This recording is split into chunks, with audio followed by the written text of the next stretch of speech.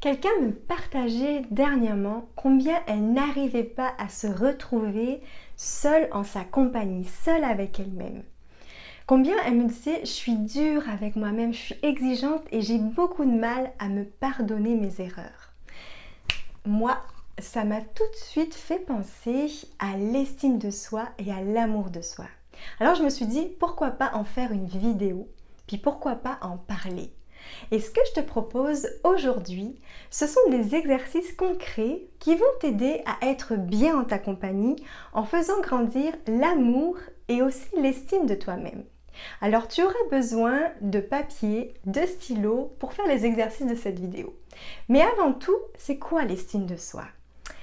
L'estime de soi, je dirais que c'est en lien avec la valeur que l'on s'accorde, aussi en lien avec l'opinion qu'on a de soi. Et moi, je trouve, selon ma vision à moi, que ça a un lien avec l'amour qu'on s'accorde profondément. Est-ce que je m'aime ou je m'aime pas? Et ça se situe au niveau de l'être. Alors que si on compare avec la confiance en soi, ça se situe plus au niveau du faire, des actions que je vais poser.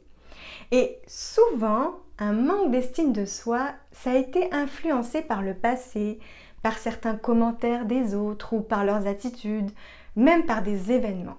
Mais au final, même si tout ça est arrivé dans nos vies pour diverses raisons, des schémas intérieurs aussi, je ne rentrerai pas là-dedans, on a choisi de croire ce que les autres nous disaient. Alors aujourd'hui, le but, c'est pas de se blâmer, ok? On ne fait pas ça aujourd'hui. Mais ce que je peux te dire, la bonne nouvelle dans tout ça, et tu dois sûrement le savoir, c'est que peu importe ce que tu as vécu, tu peux réapprendre à t'aimer. Yeah! Est-ce que tu y crois?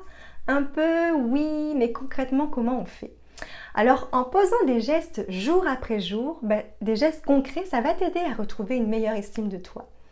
C'est pas toujours confortable par contre de retrouver l'estime de soi parce que ça nécessite un travail sur soi.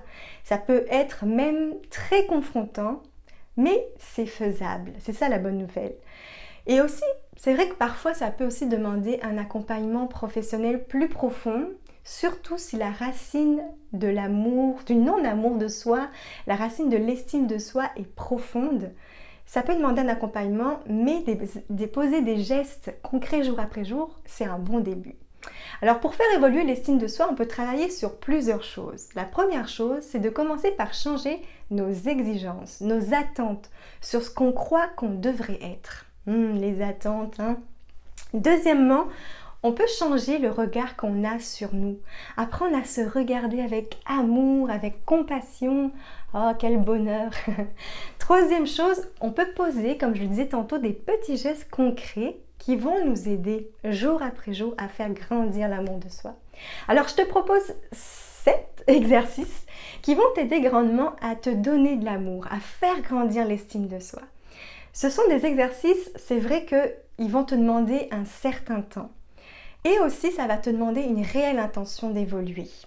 Ce que je te propose aujourd'hui, ce sont des choses que j'ai moi-même expérimentées et finalement, même si au début c'était difficile, ça finit par faire vraiment du bien et ça en vaut la joie. Je peux te dire que s'il y a bien quelqu'un qui ne s'aimait pas, qui ne trouvait pas, qui trouvait qu'elle en faisait jamais assez, qui n'écoutait pas son corps et qui n'en prenait surtout pas trop soin, c'était bien moi. J'ai grandi dans l'univers de la danse classique pendant 8 ans au conservatoire.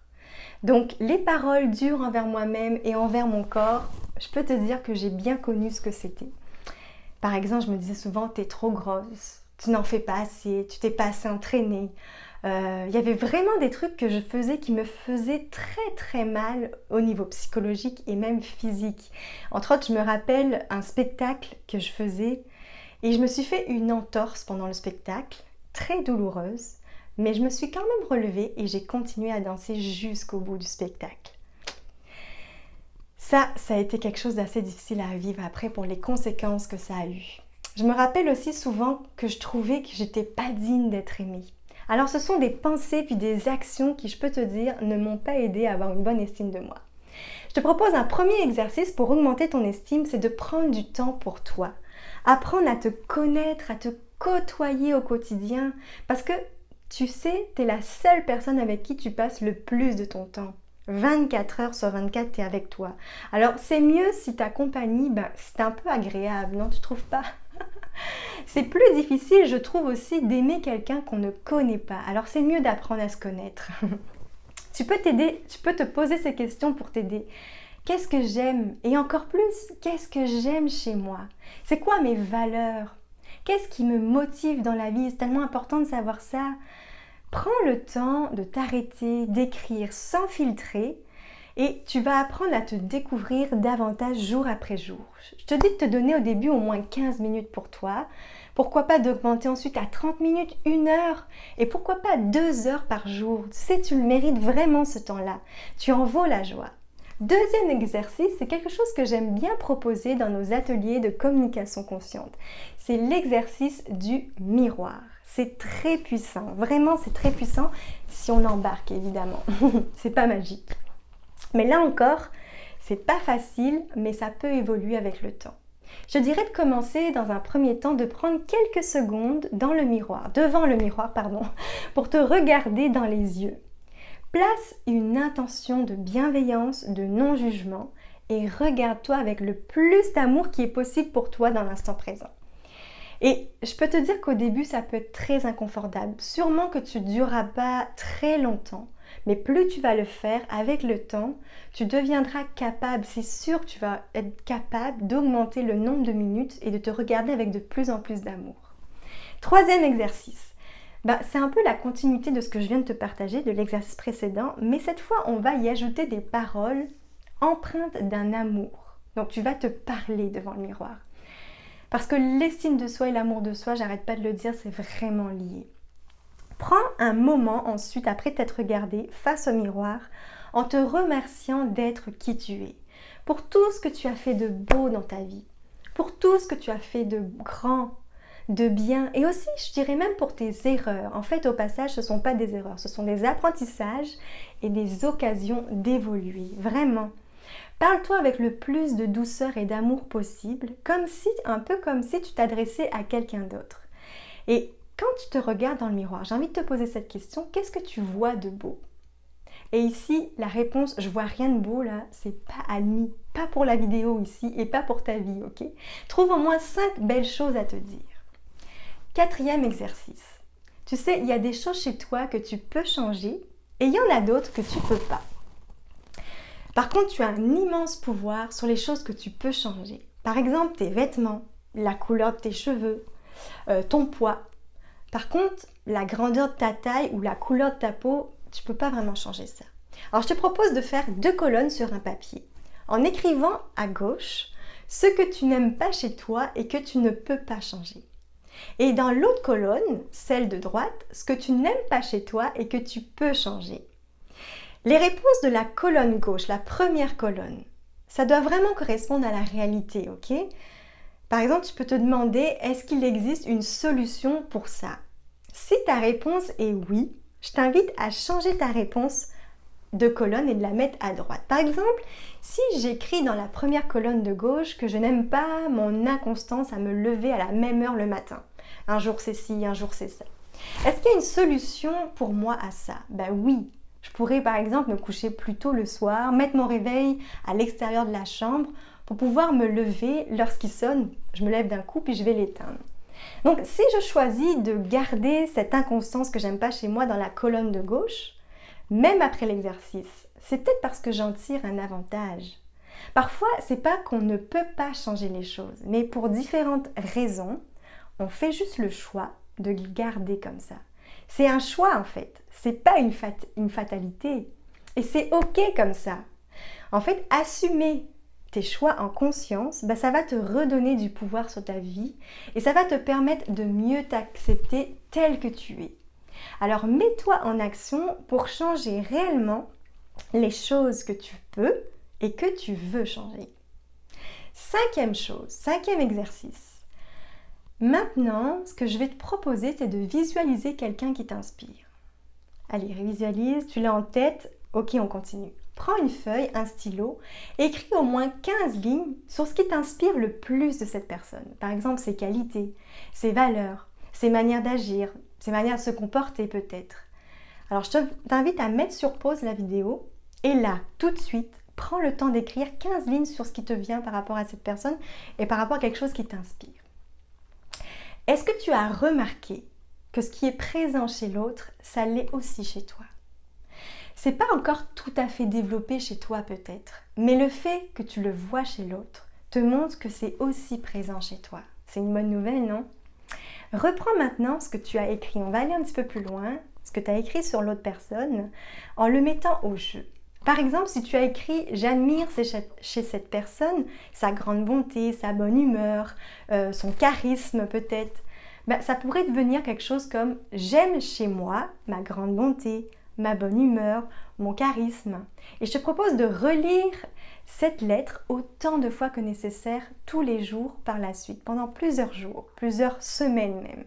6e exercice pour augmenter ton estime, je dirais que c'est important d'apprendre à accueillir les compliments.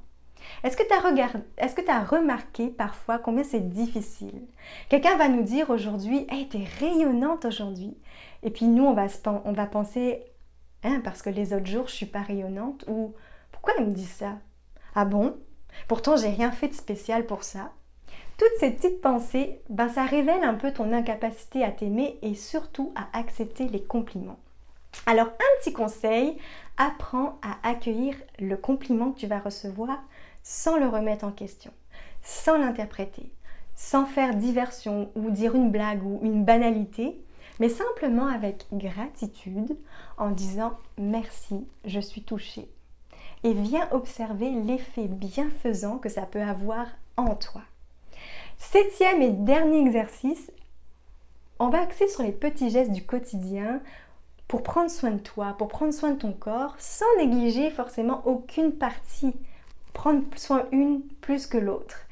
C'est vital de faire ça pour retrouver une grande estime de toi. Prendre le temps de bouger par exemple, ou même de se faire un rituel pour son corps.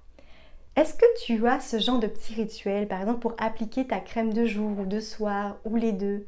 Et là, je parle bien de rituel et non pas d'automatisme, parce que c'est quelque chose que tu fais à la va-vite tout le temps et tu accordes pas trop d'importance à ça. Non, ce que je te propose, c'est de ralentir et de te faire une sorte d'automassage, par exemple du visage avec de l'huile de coco ou de l'huile d'amande douce, quelque chose qui sent bon, en prenant le temps de sentir. Avant de le mettre sur ton visage, de ressentir les effets sur ton visage en respirant profondément avec des petits mouvements qui vont venir nourrir ta peau. Ça va venir nourrir ta peau, ton cœur, ton corps et ton âme. Moi, ce que j'aime faire le soir, c'est d'éteindre la lumière ou de la tamiser. Je trouve que c'est vraiment apaisant, ça va m'aider à mieux dormir. Alors voilà, c'était les 7 exercices. J'espère que ça t'a plu, qu'ils t'ont plu. Bien sûr, évidemment qu'il existe plein d'autres exercices, mais ceux que je t'ai partagés aujourd'hui, c'est ceux que j'ai expérimentés et qui m'ont vraiment aidé. Alors j'espère que ça va t'aider aussi. Surtout, n'hésite pas à refaire les exercices autant de fois que nécessaire et à partager. Si tu as aimé la vidéo, partage la vidéo. Mets un pouce, mets un petit cœur pour dire que tu l'as apprécié et peut-être même si tu as envie de t'abonner, fais-le.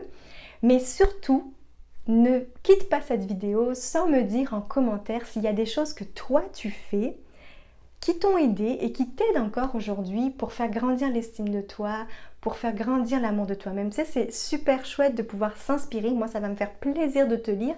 Il y a sûrement plein de choses auxquelles j'ai pas pensé ici dans cette vidéo. Alors, écris-moi en commentaire qu'est-ce que tu fais et aussi peut-être qu'est-ce qui t'a parlé de cette vidéo, comment la vidéo t'a rejoint. Alors voilà, ça me fera plaisir de te lire. Je termine en te disant merci infiniment de m'avoir écouté jusque-là et je te dis surtout à très bientôt. Prends bien soin de toi.